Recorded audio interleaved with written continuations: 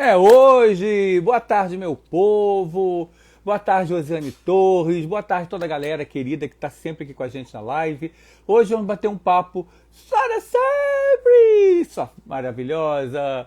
Organizer Casa, fofoca dos artistas. Não, hoje não é dia de fofoca. Hoje é dia de entrevistas. Vamos bater papo com esse ator bacana, professor, de produtor, ele é multitalentoso, multimídia, que é o Patrick Sampaio, que interpreta o advogado Arthur de Além da Ilusão. Ele tem outros trabalhos no currículo dele e a gente vai saber um pouquinho dessa experiência de fazer essa novela tão bonita que é Além da Ilusão e também o que ele está prospectando para 2022, 2023. Peço só, como sempre, por favor, meter o dedinho no coração. Sei que a Eriquita, linda, maravilhosa, já está com o dedinho aí no coração. Mandar também aviãozinho para amigo, para inimigo, para primo, para prima, para quem vocês quiserem, para manter a nossa engajamento aqui bacana. Lembrando também que agora, por favor, vocês entram na página, tanto aqui no Mais Novela, quanto também no Jorge Luiz Brasil, e por favor, assinem o sininho de notificação para melhorar o nosso engajamento, vocês serem avisados de forma mais rápida quando tiver live, quando tiver algum vídeo, alguma coisa acontecendo. Por favor, viu? Clica lá para poder dar engajamento pra gente. Peço também para ir lá no Facebook, Jorge Brasil, tá? Não sei o que aconteceu, sumiram 190 seguidores, então se preciso de força lá também. Tássio Christopher, aqui é o quarto do Arthur, porque não bastasse estar em obra aqui em casa, o vizinho também entrou. Então tá um barulho de serra. Aliás, por favor, me avisem, por favor, se o som do ar-condicionado está atrapalhando a live, está fazendo algum barulho estranho, por isso eu botei fone de ouvido para abafar o máximo possível o som do ar-condicionado. Viu? Se alguém vê o Patrick entrando, por favor, avise-me, porque eu fico matracando aqui igual uma criatura que não cala a boca, só aguardando o Patrick aparecer por aqui, para a gente começar esse papo. Enquanto isso, eu estou hoje lembrando também que depois tá normal, ai que bom. Que depois da prova do líder teremos live. Ei, Patrick chegou. Teremos live pra gente poder falar mais também sobre essa virada do BBB, o que vai acontecer, o que não vai acontecer. Mas hoje é papo de novela com Patrick Sampaio. Novela, teatro, cinema, televisão, tudo de Patrick. Só aguardando ele entrar. Oi, Luzia. Olá! E aí, tudo bem? Tudo bom, querido? Antes de mais nada, muito obrigado por ter topado participar dessa conversa aqui. E Obrigado você. Sei que a sua agenda tá uma correria danada, né? Tá, graças a Deus. Amém, exatamente. Patrick, tem alguma televisão funcionando aí, não? Televisão, não. Eu acho que tem barulho do ar, talvez. Calma, eu vou desligar.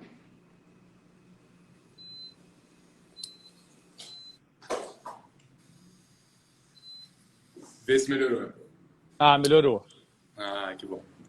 Cara, que bom receber você, porque é muito bacana pra gente que gosta de novela poder conversar com o elenco de novela nova. Deixa eu ver se vai melhorar aqui. Me ouvem? Você me ouve bem? Tá, porque eu tava dando interferência no meu som, no meu headphone, não sei o que era. Então, assim, é bacana a gente poder... Ainda mais essa novela tão linda, né, Patrick? Que novela bem cuidada. É cenário, é figurina, é cabelo, é maquiagem, é elenco, é tudo impecável. Não tem como a gente achar pelo em ovo ali. Que bom que você está gostando. Eu também estou muito encantado. É um time muito especial, assim, né? Não só experiente, mas também muito comprometido, assim, né? É uma marca, eu acho, dos trabalhos do Luiz Henrique, mas, enfim, mais uma vez a gente se encanta muito, né? E é uma novela que teve uma trajetória tumultuada. Você está nela desde o início? Não, olha que louco. Ah, pois é. Você está nessa montanha-russa, né? Exatamente. E aí, como é que você chegou em Além da Ilusão? Como foi, você fez teste, foi convidado? Era para fazer o papel do Arthur mesmo? Como é que foi essa trajetória da novela? Eu fui convidado. Na verdade, eu já acompanho o trabalho do Luiz Henrique há um tempo, né? E também da Alessandra, então já tinha o desejo de trabalhar com eles. E em Totalmente Demais, né, que foi uma das novelas que o Luiz dirigiu, eu cheguei a avançar no processo seletivo, convidado também para o teste pelo Fábio Zambroni, que é o produtor barra diretor de elenco, né, dessa novela mais uma vez. E na época eu acho que o Luiz conheceu o meu trabalho, né, e enfim, talvez eu já tenha me mantido ali perto do radar dele. Totalmente Demais, então, é o primeiro teste que eu faço, né, através do Fábio Zambroni, do produtor de elenco. Eu faço o Espelho da Vida, né, também convidado pelo Fábio Zambroni. E agora ele, mais uma vez, né, tipo, me indicou para o Luiz. Assim, eu acho que pelo Luiz Henrique já ter me conhecido no Totalmente Demais, no processo de teste do Totalmente Demais, acho que isso pode ter contribuído, assim, né? Sim. E esse convite aconteceu agora, né? Depois desse grande remanejamento que aconteceu na novela. E aí eu topei de cara, assim, né? Nem perguntei nada, falei assim, gente, quero trabalhar muito com essas pessoas, com a Alessandra, com o Luiz Henrique e com você mais uma vez, Fábio. Então, enfim, já era pro Arthur, sim. Ah, que bacana. E é um personagem bonito, porque a novela ela mostra muito da realidade, apesar de ser uma novela lá dos anos 30, dos anos 40, assim como também aconteceu no Escravo do Imperador, que mostra que o Brasil ele vive uma mandala, né? É mandala de corrupção, é mandala de desmandos, é mandala de jeitinhos, de pessoa, do pobre sempre ser o elo mais fraco da corrente, sempre se dando mal. Isso acontece na novela, aquela tragédia terrível, né? Tipo, uma novela das 6 até é chocante para a gente ver. Um pai que mata uma filha sem querer e uma pessoa injustamente acusada, e surge um jovem advogado muito idealista, né? Que pega uma causa difícil. Então, assim, é um personagem muito bonito, muito humano, né? Muito, muito. É um grande prazer, assim, poder trabalhar com uma matéria dessa qualidade, assim, principalmente quando a gente tem um certo alinhamento. Eu gosto muito de trabalhar também, né, fazendo vilões, etc., como foi o caso do Espelho da Vida, né, que eu fiz o Felipe.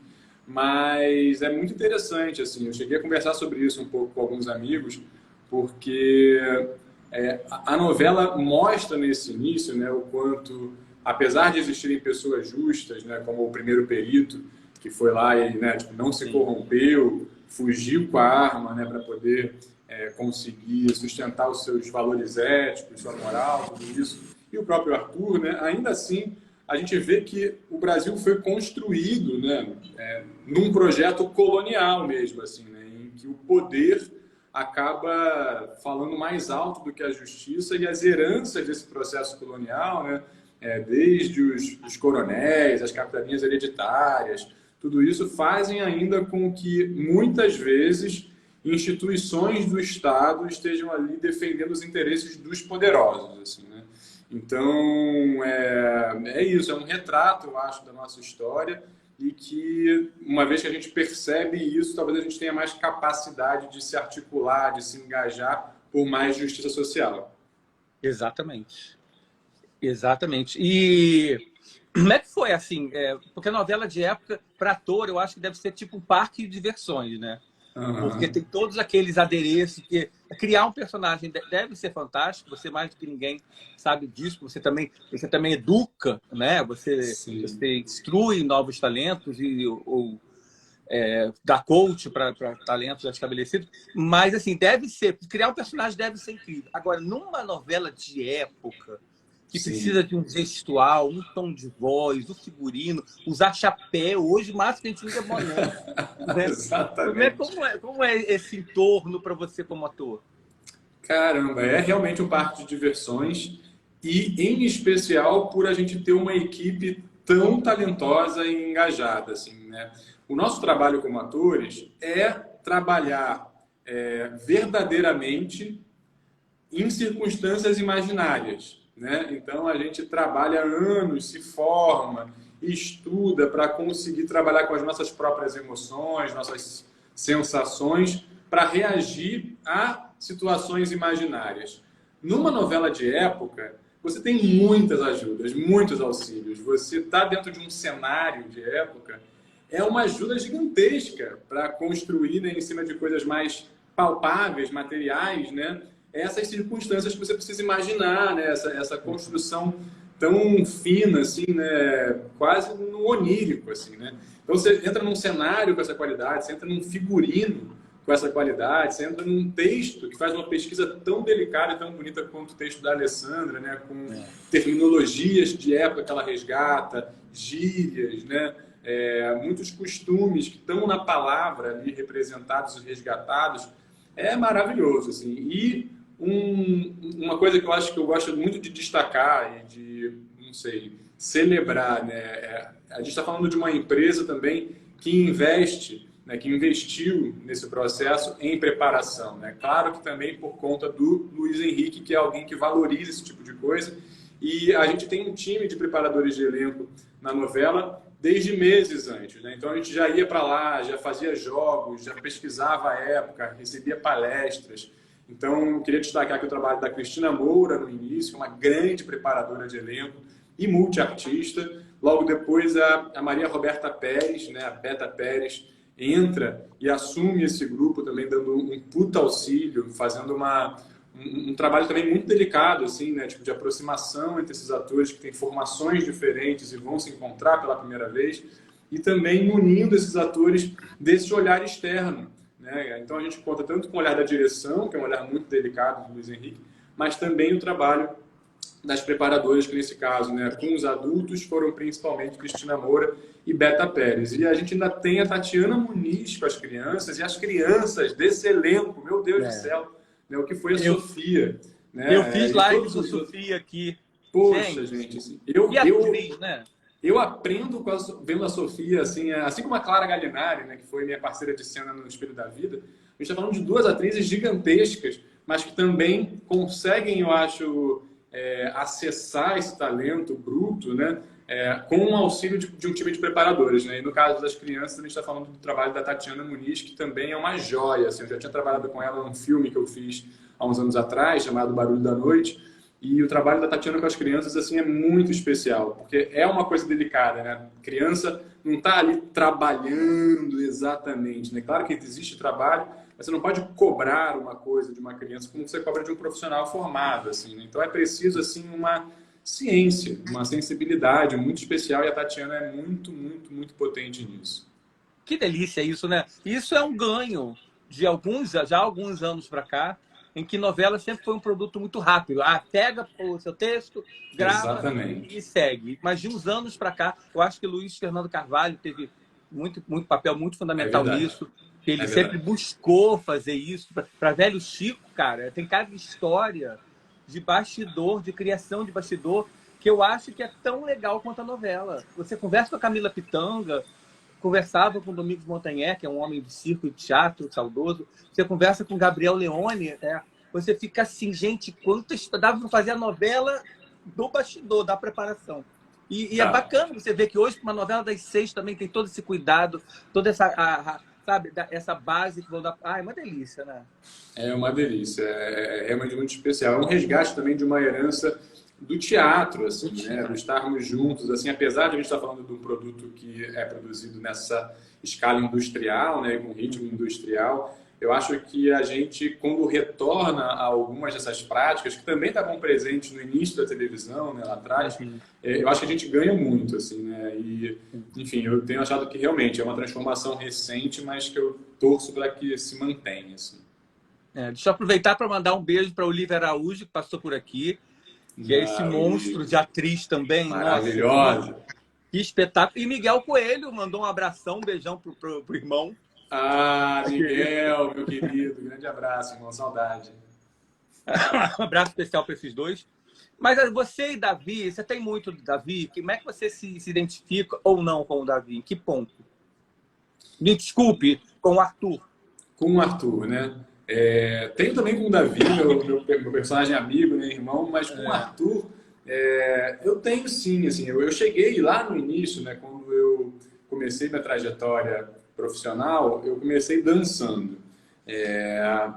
Pelo fato de eu ter algumas fragilidades por conta de uma cirurgia que eu fiz na perna muitos anos atrás, eu comecei a encontrar algumas limitações e comecei a diminuir um pouco minha participação nos concursos de dança, dos quais eu participava com o meu grupo da época e tal, mas isso na adolescência me deu uma espécie de falta, assim, de palco, né? E aí eu comecei a pensar sobre pensar, não, eu comecei a sentir, na verdade, porque era meio inconsciente, eu era um adolescente, assim, né? Mas eu comecei, eu acho que a vislumbrar possibilidades que depois de um tempo eu fui perceber que tinham a ver com palco, e a advocacia, pelo menos na minha compreensão da época, por conta dos filmes que a gente assiste, né, tinha um pouco a ver com isso, com uma arte em que você estaria diante de um público e, nesse caso, trabalhando a palavra, né? Acabou que minha mãe fez uma trajetória no direito em que ela sofreu muito, assim, ela era muito sensível, então ela recebia muito essa carga emocional das injustiças, etc. Não conseguiu sustentar aí. E acho que isso talvez tenha me afastado um pouco disso, e eu acabei mergulhando no teatro, que era algo que eu já tinha feito na infância, muitos anos atrás, e aí eu retorno, me matriculando no tablado, né, e me aprofundando nisso. Mas aí, essa questão da justiça, que talvez tenha passado ali, mas não sido manifestada através da advocacia, aparece dentro da minha trajetória nas artes, quando eu vou começar a participar de movimentos sociais, e lutar por direitos mesmo, né? Por mais políticas públicas justas e distributivas, né, relacionadas à cultura, né? Então, em 2013, eu participo de um movimento que teve uma expressão bastante grande aqui no Rio e no país, eu diria que é o Reage Artista. Participo de, enfim, movimentos como acampamentos na Cinelândia. Participo do Movimento Nacional de Teatro de Grupo, que na época se chamava Redemoinho, em que a gente meio que militava para que as políticas públicas não investissem só em eventos, digamos, né? Tipo, em coisas que tipo, tem uma ação pontual, mas sim em projetos estruturados de companhias de teatro, de sedes, que pudessem, de alguma forma, fazer com que o investimento público permanecesse gerando frutos na cidade, né? Para a gente poder entregar para a cidade essa efervescência cultural que é tão rica, não só para as artes, para a cultura, mas também para a economia, porque a gente gera muitos empregos, né, dentro da cultura. Sim. A gente está falando de uma indústria que movimenta mais dinheiro do que a indústria têxtil e que o turismo, por exemplo, né? Gera mais empregos, e não estou desmerecendo nem um pouco esses setores, mas estamos falando de alguma coisa que, às vezes, por conta de uma polarização pobre, né, empobrecedora e também burra, a gente não percebe que a gente está falando também de economia e de geração de empregos nesse sentido. Então, eu diria que eu tenho isso em comum com o Arthur, né? Assim como ele se lança numa empreitada, né, de enfrentamento do poder para poder, não sei, lutar por justiça, né? Eu acho que eu também sou um pouco, não sei, eu não consigo muito não me envolver, né, tipo, em movimentações, porque eu acho que só a luta muda a vida mesmo, assim, né? Eu acho que todos os direitos que a gente valoriza hoje, em termos trabalhistas, até em relação ao exercício da cidadania na democracia, foram direitos conquistados pela luta dos nossos antepassados, assim, né? Então, eu diria isso, assim, né? Eu, inclusive, fui conselheiro municipal de cultura em teatro aqui no Rio de Janeiro e renunciei por não concordar com as políticas públicas de cultura que eram desenvolvidas na cidade na época, assim, muito pouco transparentes, com muito acúmulo de poder na prefeitura e no secretário de cultura, quando a gente via várias manifestações populares, como o jongo, como os griots, como as rezadeiras, enfim, como as manifestações populares realmente da periferia, muito negligenciadas, assim, né? Então, é isso, eu tenho isso em comum com o Arthur. Eu imagino, assim, para uma pessoa tão idealista quanto você, esse trabalho lá como conselheiro no meio político deve ter sido bem difícil. Foi complexo, muito, muito, muito mesmo. Assim, eu, enfim, né, como era um cargo, digamos, de participação da sociedade, né, não era exatamente participar, digamos, dentro da máquina pública. Eu estava lá para representar as manifestações da cidade, né, que vinham se encontrando há muitos anos com várias demandas, assim. Mas mesmo assim, caramba, assim, existia muita demagogia, assim, né? Muito discurso vazio, e você percebendo, como ator, então, né, em que eu sou formado em perceber, né, tipo, quando alguém... Perceber não, né, mas eu investigo a manifestação de uma verdade no corpo, né, assim, de realmente pesquisar os nossos sentimentos e a capacidade de fazer isso se manifestar realmente, assim, né? E aí vinham, às vezes, pessoas da gestão pública com nenhuma capacidade de mentir na minha frente, entendeu? Tipo, a gente via claramente que aquilo era uma estratégia discursiva. Eu ficava muito, muito irritado mesmo. E além disso, a cidade clamou também não sei, por esse protesto, né? Então eu renunciei numa conferência municipal de cultura com mais, sei lá, centenas de pessoas representando a cidade e eu leio uma carta no palco, entendeu? Assim, né? Então bem foi teatral, realmente, né? inclusive, muito emocionante, assim, sabe? Imagino. Bem teatral, né? Bem assim. Bem teatral, bem teatral. Não, mas eu imagino, sim. Porque diferente de você ser apenas idealista, apenas não, que é uma coisa, algo grandioso, você não é só idealista, você é aquele que vai para a rua, você que batalha. Você não fica só na base das ideias, você é também na base das ações, né? É isso. E eu fico assim, você já comentou aqui, eu ia te perguntar, você começou dançando, e você é ator, você é roteirista, e você foi roteirista de Amor e Sexo. Gente, para mim é o melhor programa da televisão brasileira de todos os tempos. Assim. Eu também acho. E eu acho...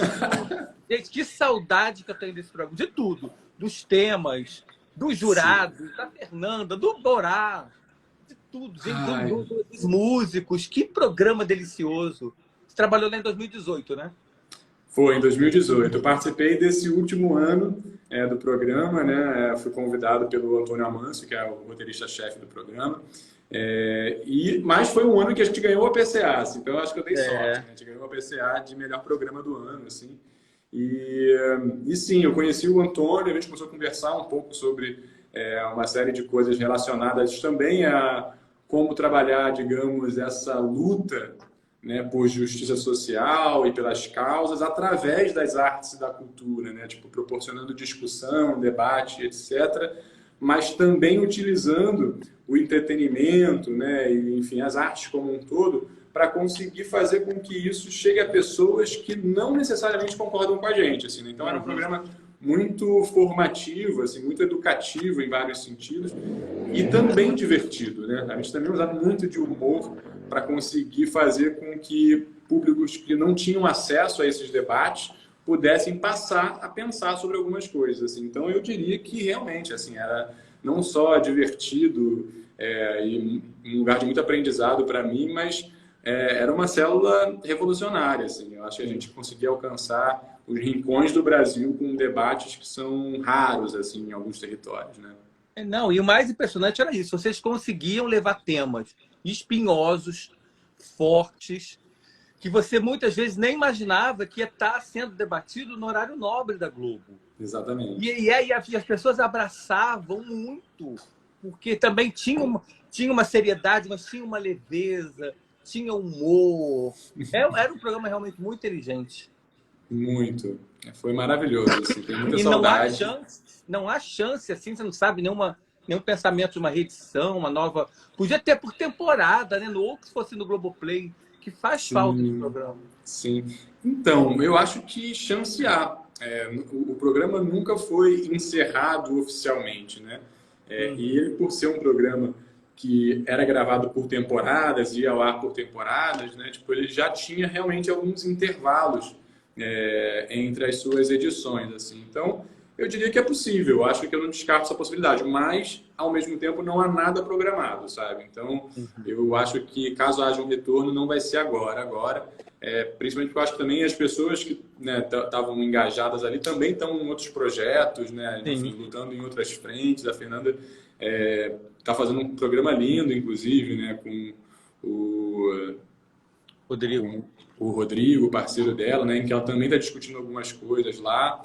E, enfim, inclusive tem um time de roteiristas lá que estava presente no Amor e Sexo, a Miri Lacombe, a Paola Lins, o próprio Antônio, assim, eu inclusive vi uma entrevista lá, para quem está assistindo aqui e curtiu Amor e Sexo, procura lá o programa da Fernanda, e um programa em que participou a maravilhosa do Tempero Drag, que é... Gente, não é possível que eu esqueci o nome dela. Ai, gente, eu também. Rita Von Hunt. Isso. Gente, assim, é maravilhoso, porque ela fala um pouco sobre o quanto existe também uma parte, digamos, da indústria da sustentabilidade, por exemplo, né? Tipo, existem algumas causas que elas são apropriadas, às vezes, de maneira superficial para produzir uma sensação, digamos, de transformação do mundo, mas o quanto elas são insuficientes, assim, né? O quanto a gente precisa pensar numa perspectiva mais radical, no sentido de ir na raiz dos problemas, né? E o quanto, a não ser que a gente realmente vote num projeto político transformador, né, é muito difícil que a gente consiga reverter a destruição do planeta que está acontecendo em várias frentes, assim, né?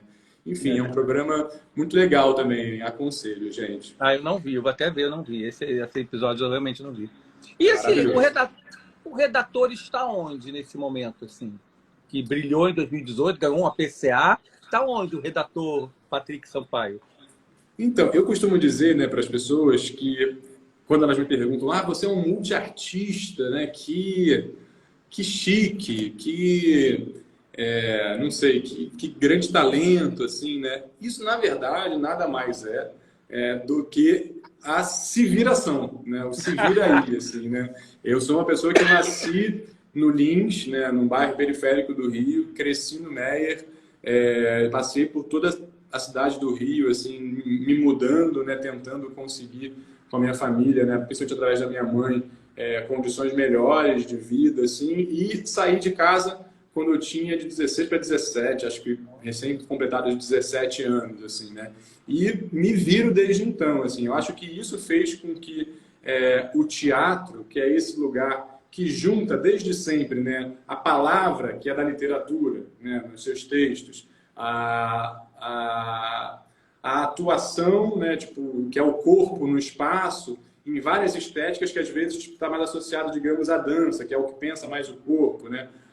Os objetos das artes plásticas no cenário. Então, o teatro, ele é uma arte já meio múltipla, né? Multidisciplinar, onde se encontram essas coisas. E quando você se joga numa vida para se virar numa carreira de teatro, você passa por uma formação em que você vai experimentando muitas coisas, assim, né? Então, a minha formação em teatro e esse núcleo de trabalho, nesse coletivo que é o Brecha, que é, enfim, um coletivo a partir do qual eu crio a maior parte das minhas coisas, é o coletivo que me sustenta, é o coletivo que eu nutro também há mais de 12 anos, é o espaço por excelência onde eu experimento muito, assim. Então, a gente vem fazendo muitas coisas ao longo desses anos. Nesse momento, eu estou, de novo, produzindo algumas coisas pelo Brecha. No ano passado, eu escrevi uma peça adaptando um livro de um parceiro, né, que é o João Ricardo, chamado Quando Formos Doces. A nossa peça se transformou no Já Não Somos Doces. E aí, com a pandemia, virou um filme. É um longa-metragem agora que a gente está escrevendo em festivais, tentando entender como é que a gente distribui. Antes ainda, a gente começou a produzir também uma série para a web chamada Língua, retratando a nossa geração e a falência de várias expectativas, né, com esse projeto político que está no poder, o quanto ele exterminou os horizontes de uma geração, mas também uma coisa comportamental que faz com que a gente sofra burnout o tempo inteiro, né? Se cobre muito, trabalhe muito, não consiga criar um espaço de afetividade não produtiva, né? Não consegue ter férias, está sempre meio assim, parte porque está correndo atrás do sustento, parte porque não aprendeu a descansar, não aprendeu que é possível viver uma vida através das coisas mais simples e afetivas, assim, né? E olha que eu estou falando como alguém super privilegiado, né? Um cara branco, cis, hétero, um tanto padrão, né? Imagina quando a gente está falando sobre, né, setores da sociedade que não tem esses privilégios, assim, né? É uma loucura ainda maior. Essa série, chamada Língua, tem 2 episódios no YouTube, por exemplo, hoje em dia, e a gente também está inscrevendo no Rio Content Market para poder dialogar com alguns canais. Já vou procurar, acabou a live, eu vou procurar. Procura, é lindo, assim, tem 2 episódios assim, cara, deliciosos. Eu co-criei essa série, faço também a preparação de atores lá, e a gente está só começando, assim, para esse ano aí estão sendo esperados mais uns 8 episódios, e a gente vai começar a conversar com alguns canais, assim. Então é isso, assim, eu acho que a minha vida, ela é uma vida em que a criação, seja atuando, escrevendo, seja dirigindo, seja me movendo, porque a dança acabou trazendo para mim uma relação com o teatro físico também, e o teatro dança. Tudo isso está muito presente, assim, sabe? E acho que a maioria dos brasileiros que se vira nos 30 sabe o que é jogar nas 11, assim, sabe? É uma coisa que não vem através do glamour de ser um multiartista, multitalentoso. Não, assim, né? Tipo, a gente vai tendo que jogar nas 11 mesmo, porque apesar das pessoas acharem que os artistas estão na mamata, 99% dos artistas do Brasil não são reconhecidos, não têm incentivo público. Quando trabalham durante 6 meses e ficam 2 anos sem um contrato, né, tendo que tipo, usar aquele dinheiro que juntou naquele momento que você tinha trabalho, que você não pode gastar, porque você vai ficar um tempo provavelmente com esse intervalo, né? Então, é isso. O roteirista está aqui trabalhando loucamente para conseguir continuar, de alguma forma, não sei, construindo uma vida e uma velhice em que eu não sucumba, né, aos problemas que virão e que estão sempre atingindo a gente, assim, infelizmente. Não, eu concordo plenissimamente com você. Eu acho que a gente, de todo mundo, de qualquer segmento, tem que se virar nos 30 hoje em dia. Eu tenho amigos que são jornalistas e também dirigem Uber à noite. Sim. Sabe, a gente tem que se virar. Mas eu acho que também tem uma diferença. Você também deve ter muitos colegas que precisam se virar nos 30 e às vezes não se viram. Enquanto outras pessoas têm um bichinho aqui dentro que às vezes o se vira nos 30 é mais um impulso. Porque lá dentro já tem essa fome de aprender, de fazer milhões de coisas. Eu acho que isso pode ser um pouco característica sua também, de ter essa fome por aprender, por trabalhar, por criar. Sim, é verdade, é verdade. Eu acho que, acho que isso é muito seu também. Assim. Não tira seu mérito, não. Ah, obrigado. É verdade, é verdade. Nem que seja como um sintoma, né? Assim, né? A gente não de ter essa obsessão, assim, né? Porque eu sou realmente apaixonado por criação, assim, né? Se dependesse de mim, eu estaria realmente o tempo inteiro tendo a oportunidade de fazer coisas tão bonitas quanto essa novela, assim, né? É um privilégio, assim, um prazer louco, assim, né? Enfim, obrigado. Não, e assim, eu não sei se é sorte, ou se é destino, se para você. As 3 novelas que você fez, as 3 são muito especiais. Porque Espelho da Vida é uma novela que sou completamente apaixonado.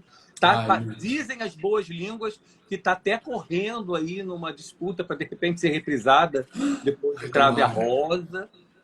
Ia ser fantástico, eu ia adorar. E você ainda faz 2 personagens, né? Um também de época lá de, sei lá, século XVIII. Quando era? É a mesma década em que a gente começa o Além da Ilusão. 1930. Que era o Felipe, acabou virando um fantasma, quase que um Alexandre da Viagem. Exatamente. E o Otávio, né? Que foi o cara que deflagrou todo o drama na vida da personagem da Lina Moraes e do João Vicente. Sim. Como é que é isso, assim? Chega numa novela já com 2 personagens, trabalho dobrado. Como é que deve ter sido para você que quase não gosta de trabalhar, deve ter sido chato, né? Meu Deus do céu, assim, foi o maior presente da minha vida. É isso, assim, foi o maior presente da minha vida. Eu, inclusive, entrei numa mini depressão quando acabou, né? Porque você volta para a vida real, assim, e de novo, assim, né? Era um time muito especial que estava junto ali, assim, né? Eu ainda passei por histórias, assim, muito maravilhosas, assim. Eu já fiz na Globo muitas participações, né? Muitas vezes em que eu estive lá fazendo uma cena. Enfim, fiquei por pouco tempo em novela. Então, essa vida em que a gente bate na trave, quase consegue, né? Minha primeira participação foi em Caminho das Índias.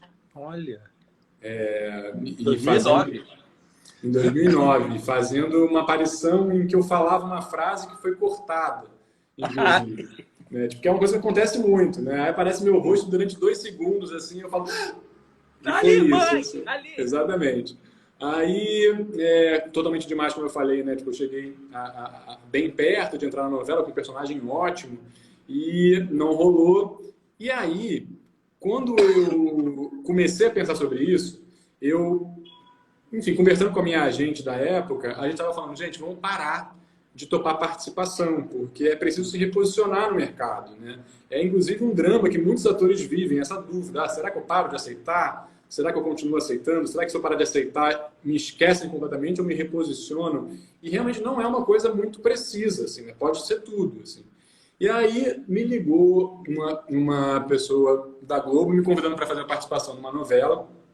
Eu conversei com ela e falei, olha, Márcia, eu não estou fazendo mais participação em que eu não possa realmente mostrar meu trabalho. Assim. Se for uma coisa tipo quase uma figuração, eu acho que não vale para mim. Assim, né? E esse convite que você está me fazendo não tem texto É uma aparição, assim, mas é uma novela muito improvisada. E era A Força do Querer, o último capítulo. E aí ela falou, mas, cara, se vocês não trabalharem, se vocês não mostrarem o trabalho de vocês, como é que a gente vai perceber que vocês podem fazer outra coisa? É uma oportunidade, né? Tipo, não tem texto, mas é uma novela que tem muito improviso e etc. É uma cena difícil. Eu estou te chamando porque a gente confia em você, porque você tem um trabalho de corpo e tal, não sei o quê. Então, se eu fosse você, eu topava.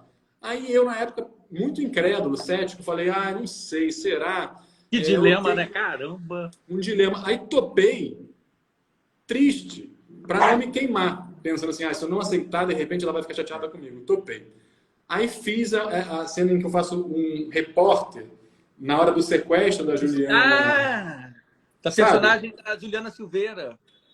A Juliana Silveira é sequestrada por conta de uma dívida da Lília Cabral. E aí tá na porta do prédio dela, eu me aproximo como um repórter, e essa cena é inspirada num caso real, em que o repórter que foi chamado por um sequestro aqui no Brasil, ele era um policial infiltrado. Então ele larga a câmera e desarma o sequestrador, né?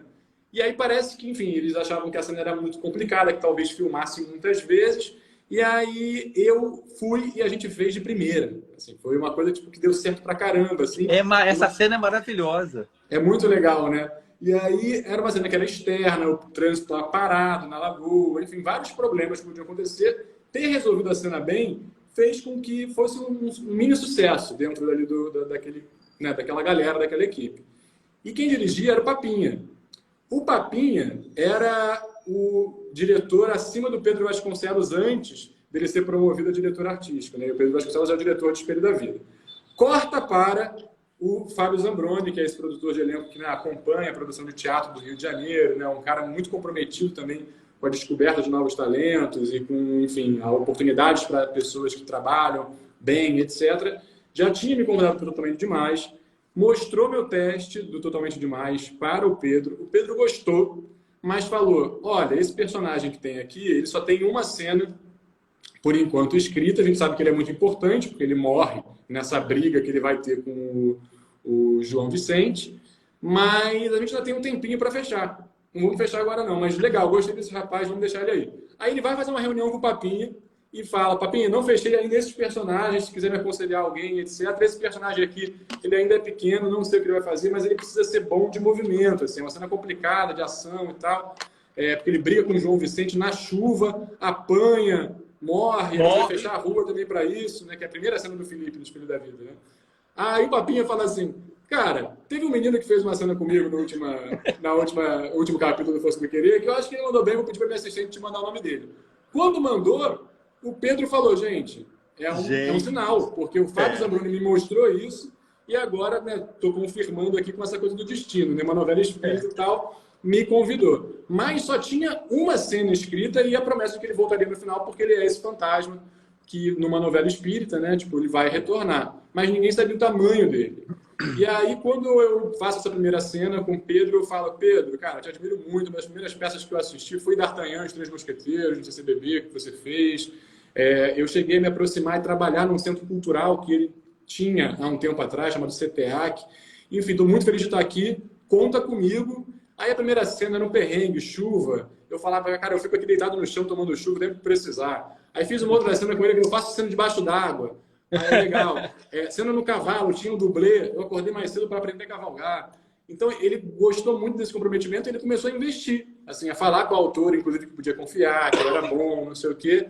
E aí, cara, esse presente, assim, esses personagens maravilhosos, assim, é uma trajetória linda, nem sempre a gente tem a oportunidade de desenvolver o personagem num arco, né?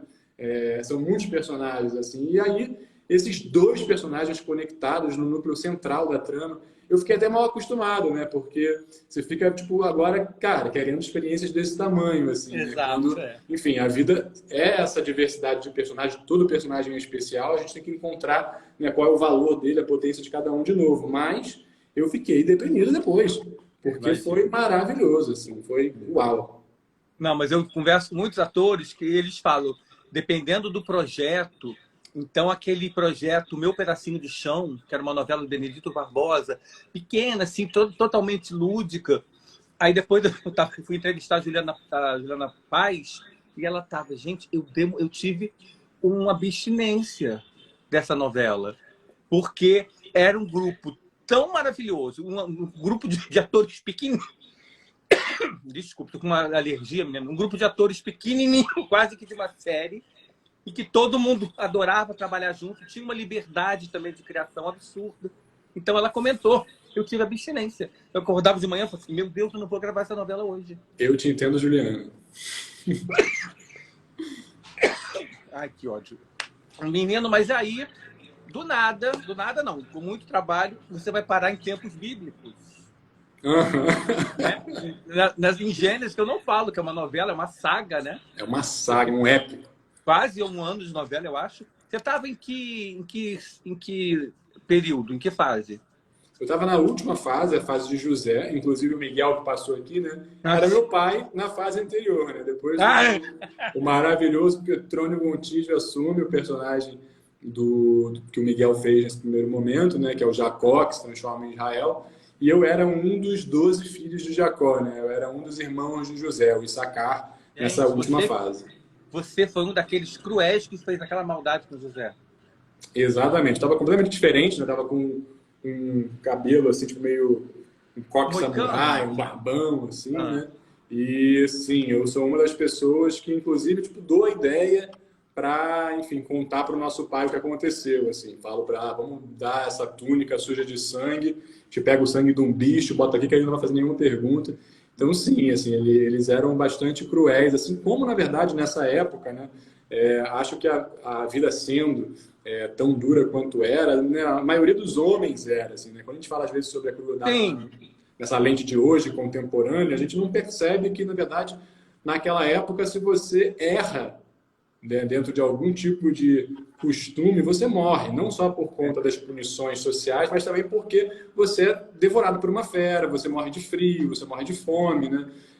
Então, era uma masculinidade muito bruta, assim, né? Eu acho que quando a gente faz um personagem supostamente mal, a gente tem sempre que conseguir encontrar o que nele é uma motivação humana, assim, né? Porque senão a gente começa a fazer essas caras e bocas que não são críveis, assim, né? São personagens clichês e, às vezes, muito caricaturais, assim, né? Então, acho que, apesar dele ser realmente um personagem, né, muito questionável, para a gente, a investigação foi tentar entender que, quando o pai, né, Israel, fala para eles que uma criança vai ser o chefe da família, quando ele morrer, uma criança que tinha menos capacidade de trabalho, não era conhecido pelas cidades ao redor, então tipo, poderia ser prejudicado nas negociações. Aqueles membros da família entendem que a família vai ruir.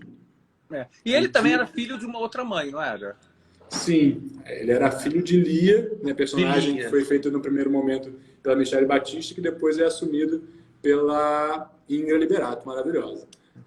Então, enfim, né, Jacó tem muitas esposas, né, nesse período, eu era um dos filhos de Lia.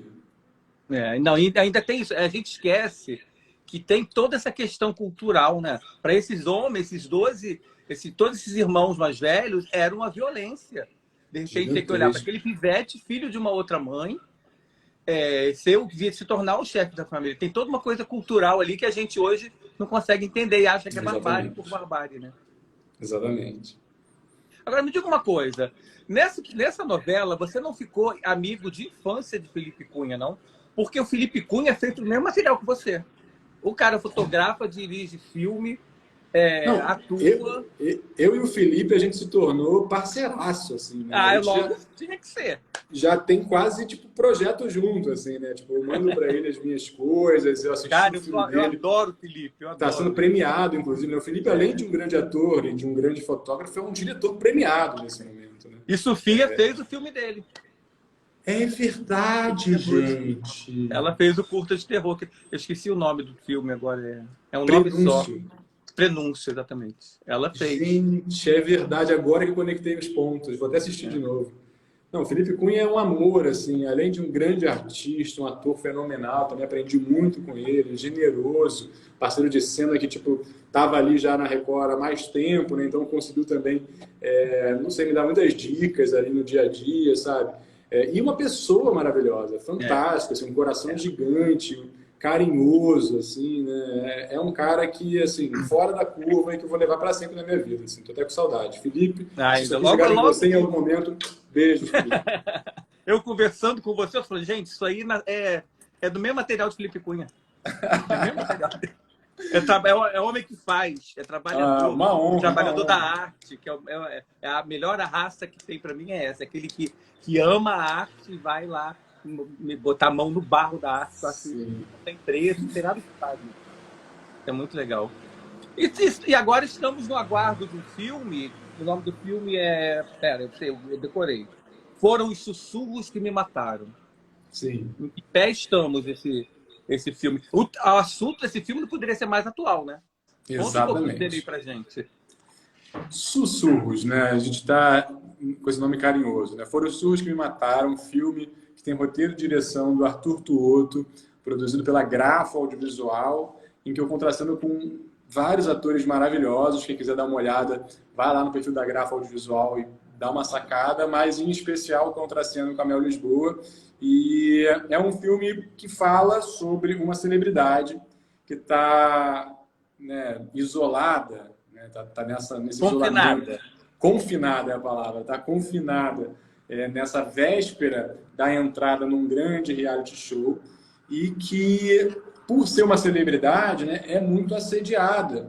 Então, esse hotel em que ela está começa a ser cercado por anarquistas, fãs, helicópteros, fotógrafos escalam as paredes e tentam conseguir uma foto pela janela, uma grande loucura, e existe ao mesmo tempo uma espécie de revolução assim, né, dos inimigos, digamos, né, desse reality show prestes a acontecer. Esse hotel sofre um ataque, né, desses revolucionários, muitas pessoas morrem. Existe um banho de sangue, explosões, demolições de paredes, de quartos inteiros do hotel, e eu faço um paparazzi, um fotógrafo, que quero conseguir uma foto, e ao mesmo tempo, como o filme é muito louco, o filme tem um roteiro assim, muito interessante, que eu fiquei apaixonado quando eu li, e comecei a falar com o diretor, a mandar mensagem, assim, eu quero fazer o seu filme. Tudo isso é retratado de uma maneira não realista, assim, né? A gente não vai ver esses fatos acontecendo de uma maneira tão casual ou corriqueira como a gente costuma ver no audiovisual naturalista. Tudo tem um ar meio surrealista, na verdade, existencial. Então, muitos diálogos sobre, enfim, até diálogos críticos, né? Sobre essa loucura da celebrização de pessoas comuns, na verdade, né? Do quanto a gente, às vezes, objetifica as pessoas que estão no entretenimento, esquecem que elas têm uma vida, esquecem que elas precisam de privacidade, esquecem que elas, inclusive, têm dúvidas, né? Que elas não são perfeitas, enfim. Tudo isso vai entrando nesses diálogos, assim, né? E o meu personagem, então, quando ele consegue entrar no quarto, ele tem um diálogo, assim, mega profundo, simbólico, com o personagem da Mel. E foi, assim, delicioso. Inclusive, o diretor e roteirista, o Arthur Tuoto, é, assim, alguém que talvez seja a pessoa mais estudiosa e obsessivamente precisa que eu já conheci na vida. Assim. Ele sabia exatamente o que ele queria. Ele tipo, tinha tudo, de alguma forma, planejado, inclusive nas suas variações. Assim. Então, era tudo muito calmo, num certo sentido, essa coisa da linha de produção da televisão passou longe de lá, assim, as pessoas tinham muito tempo porque foi muito planejado, então o camarim era uma delícia de conviver, sabe, assim, muitas conversas muito incríveis, muitas repetições, muito diálogo criativo sobre essas cenas, assim, e assim, tudo que eu assisti nessa semana de filmagens, né, quando eu estive lá, foi lindo, ainda por cima, né, fotografia. Assim, estou muito ansioso para ver. Gente, eu estou muito também. Estou doido para ver esse filme. Doido.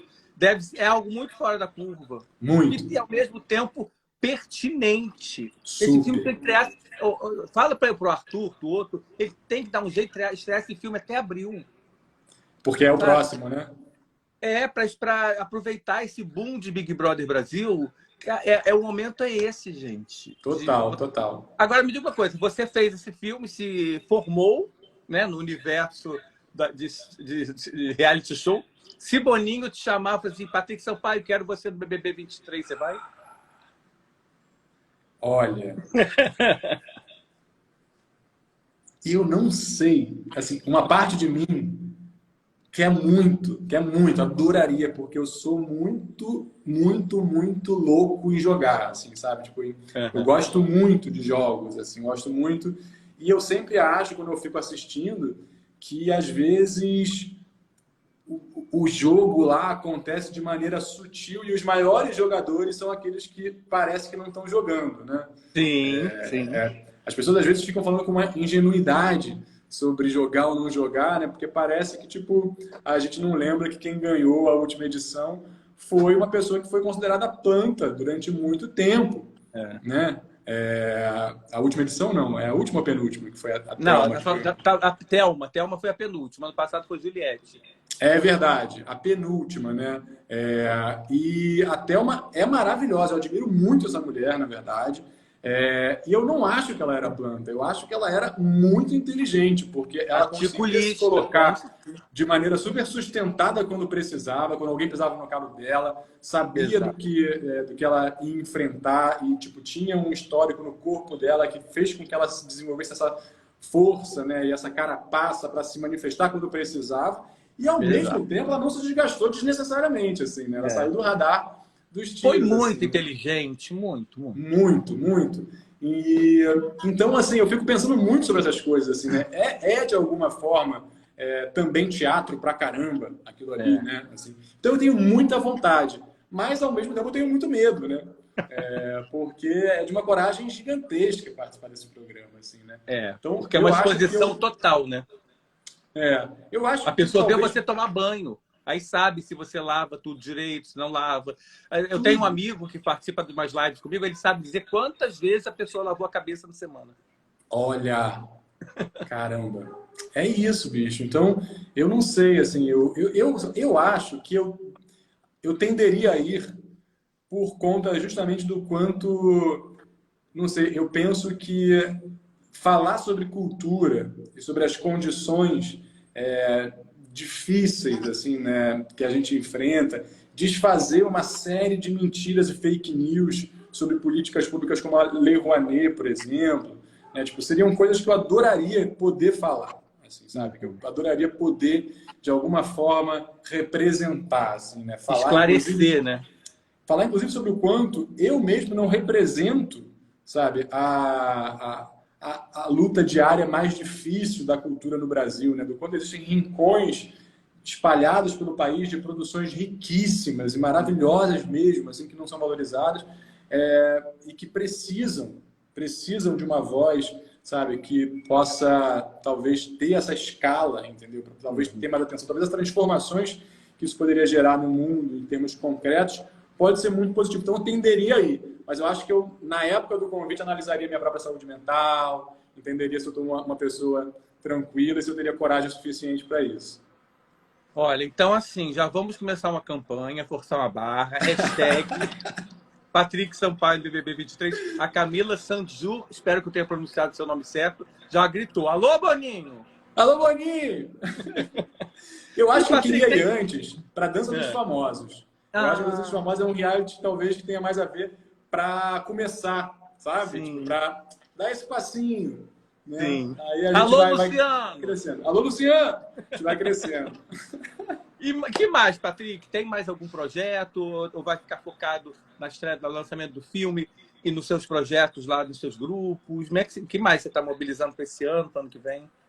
Então, tem um filme que eu acredito que esse ano vai sair, que é um filme produzido pela Bananeira Filmes, dirigido e roteirizado pela minha grande amiga, que fez uma pesquisa assim de anos nessa realidade, que é a Eva Pereira, uma realidade do interior do Tocantins, em que existe muita violência sexual contra crianças.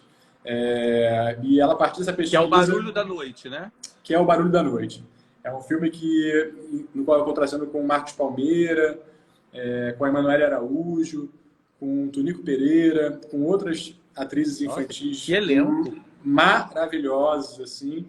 E é um filme que eu acho que, por tratar de temas tão difíceis e delicados, a Eva, em parceria com a Vânia Catani, da Bananeira Filmes, estão criando uma costura bem delicada para essa montagem. Então, ele está tendo uma finalização assim, mais lenta e cuidadosa para poder tratar desses temas de maneira responsável, assim, né? Então, eu estou aguardando também o Barulho da Noite sair esse ano. Espero que ele venha no primeiro semestre. Fora isso, o Língua, como eu falei, a série do Brecha, está aí começando o diálogo com players de streaming, de canais de televisão, tudo isso para entender coisas. E o Laboratório do Brecha, que eu estou com muita saudade, depois de 2 anos de trabalho online só e sem encontro presencial, está voltando. Então a gente também está com esses encontros para jovens artistas e também artistas mais experientes num outro núcleo, tanto para criação cênica, em termos amplos, assim, de teatro, dança, teatro contemporâneo, quanto para audiovisual. Tudo isso está voltando também para o presencial. E agora, a partir de março, a gente começa, eu estou assim, muito empolgado. Fora isso, com as minhas energias depositadas e concentradas em Além da Ilusão, porque daqui a pouco o personagem volta na segunda fase e eu acho que a gente vai ver coisas bem interessantes. Ai, que estou muito ansioso para ver. Eu fiquei com medo, porque eu gostei muito do personagem. Ele tem uma doçura e ao mesmo tempo tem uma força. Eu falei, meu Deus, será que ele vai ficar lá preso em Poços de Caldas, gente? Mas não, ele está nessa fase nova. Fiquei muito feliz. Sim, sim. Ele tem um intervalo fora, assim, né?